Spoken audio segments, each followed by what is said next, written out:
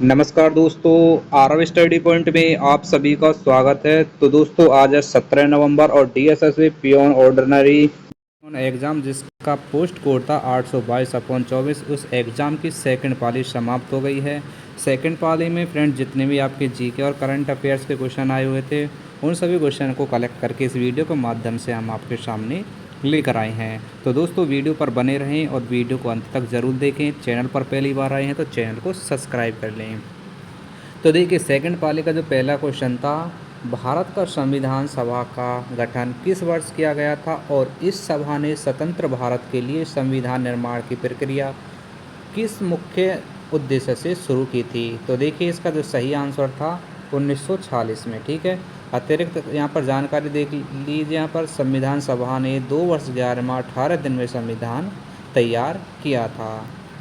अगला क्वेश्चन आया था, पृथ्वी की सतह पर जैव विविधता किस क्षेत्र में सबसे अधिक पाई जाती है और इसका मुख्य कारण किस प्रकार की अनुकूल जलवायु है। तो राइट आंसर था इसका उष्णकटिबंधीय वर्षावन। देखिए अतिरिक्त जानकारी देख लीजिए इस क्वेश्चन के बारे में। हो सकता है अतिरिक्त जो जानकारी हम दे रहे हैं, हो सकता है उन्हीं में से ही क्वेश्चन आपके पेपर में आ जाए। देखिए यहाँ पर बोल रहा है कि सबसे अधिक वर्षा और तापमान विविधता यहीं पाई जाती है। ठीक है, आगे देखिए अगला क्वेश्चन, राष्ट्रीय जांच एजेंसी की स्थापना किस कानून के अंतर्गत हुई और इसे मुख्य रूप से किस प्रकार के अपराधों की जांच का विशेषाधिकार प्राप्त है। तो राइट आंसर था इसका आतंकवाद। ठीक है, ऑप्शन बी इसका राइट आंसर था। और देखिए ये एनआईए एक्ट 2008 के तहत स्थापित की गई।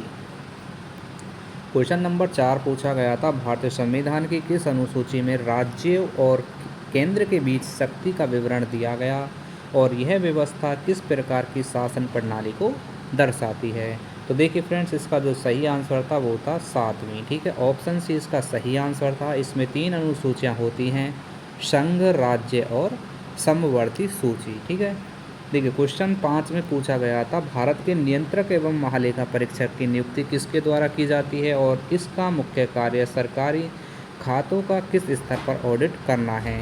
तो देखिए इसका जो सही आंसर था वो था राष्ट्रपति। ठीक है, ऑप्शन सी। देखिए अगला क्वेश्चन देख लेते हैं। अगला क्वेश्चन था, पृथ्वी के जलवायु तंत्र में ग्रीन हाउस गैसों का मुख्य प्रभाव क्या होता है और यह किस प्रकार की प्रक्रिया को अधिक तीव्र बनाती है। तो देखिए राइट आंसर था इसका option B, global warming. CO2 सबसे बड़ी मानव निर्मित ग्रीन हाउस गैस है। देखिए अगला क्वेश्चन आया हुआ था, भारत में लोकसभा के चुनाव किस प्रकार की मतदान प्रणाली से कराए जाते हैं और यह प्रणाली विजेता तय करने के किस सिद्धांत पर आधारित है। तो राइट आंसर था इस राइट आंसर इसका क्या था, फर्स्ट फास्ट द पोस्ट। ठीक है, सर्वाधिक वोट पाने वाला उम्मीदवार विजेता होता है। अगले क्वेश्चन की बात करें तो देखिए जो अगला क्वेश्चन आया हुआ था, सुप्रीम कोर्ट में जजों की नियुक्ति किस प्रक्रिया से की जाती है। सुप्रीम कोर्ट में जजों की नियुक्ति किस प्रक्रिया से की जाती है और यह प्रक्रिया संविधान की किस धारा के अंतर्गत आती है।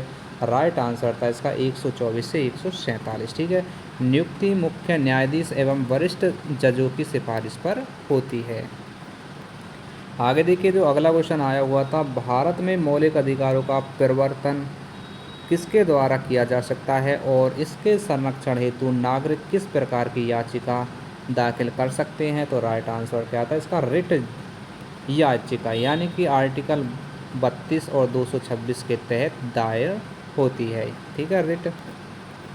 नेक्स्ट क्वेश्चन देखिए क्या पूछा गया था, भारतीय पुलिस सेवा IPS का गठन किस वर्ष किया गया था और इसका मूल उद्देश्य राष्ट्रीय सुरक्षा एवं कानून व्यवस्था के किस स्तर को सुदृढ़ करना था। तो राइट आंसर था इसका 1948 में और यह अखिल भारतीय सेवा है। आगे देखिए, नास कॉन्फ्रेंस किस विषय से संबंधित है। वैश्विक बैठक है जो साइबर सुरक्षा और साइबर अपराधों पर निर्णय के लिए आयोजित की जाती है। तो इसका सही आंसर था साइबर सुरक्षा। इसमें विश्व भर के साइबर विशेषज्ञ शामिल होते हैं। क्वेश्चन नंबर 12 में पूछा गया था, पृथ्वी के आंतरिक संरचना में बाहरी कोर किस पदार्थ की स्थिति में पाया जाता है और यह किस भूवैज्ञानिक प्रक्रिया का कारण बनता है। तो देखिए राइट आंसर था इसका द्रव। बाहरी कोर पृथ्वी के चुंबकीय क्षेत्र का स्रोत है। आगे क्वेश्चन में पूछा गया था, भारत में अच्छे शासन के लिए आरटीआई कानून कब लागू हुआ और इसे नागरिकों को किस लोकतांत्रिक अधिकार को मजबूत करने के लिए लाया गया था? तो राइट आंसर है इसका सूचना का अधिकार। आरटीआई एक्ट 2005 में लागू किया गया था। फ्रेंड्स, आपसे रिक्वेस्ट है, आप हमारे चैनल पर पहली बार आए हैं तो चैनल को सब्सक्राइब कर लीजिए। अगर आपको इस वीडियो की पीडीएफ चाहिए तो टेलीग्राम ग्रुप को ज्वाइन कर लीजिए। और अभी तक आपका एग्ज़ाम नहीं हुआ है तो आपको बता दें कि इस चैनल पर सभी एग्ज़ामों का रिव्यू कराया जाता है। जब भी आपकी शिफ्ट का एग्ज़ाम होगा तो अपनी शिफ्ट का एग्ज़ाम का रिव्यू देखने के लिए चैनल को सब्सक्राइब ज़रूर कर लीजिए, ठीक है।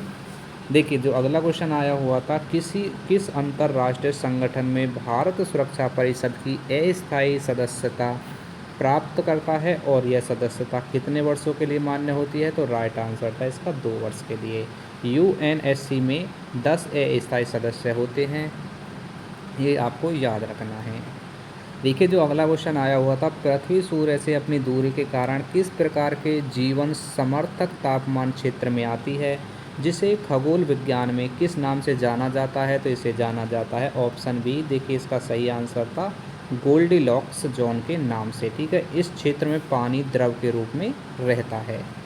क्वेश्चन नंबर 16 देखिए, भारत के चुनाव आयोग में मुख्य चुनाव आयुक्त की नियुक्ति किसके द्वारा की जाती है और ये आयोग की स्वतंत्रता किस अनुच्छेद द्वारा सुनिश्चित होती है? तो राइट आंसर था इसका अनुच्छेद 324 के द्वारा, ठीक है। सीईसी को राष्ट्रपति नियुक्त करते हैं, ये क्वेश्चन आपको याद में रखना है। देखिए, किस वैज्ञानिक ने सार्वत्रिक गुरुत्वाकर्षण का सिद्धांत दिया था और सिद्धांत ने ग्रहों की गति को समझने में किस क्रांति की शुरुआत की थी? तो राइट आंसर था, देखिए इसका आंसर क्या था, कौन से वैज्ञानिक थे? ये न्यूटन, ठीक है। यह खगोल वैज्ञानिक का मूल सिद्धांत है।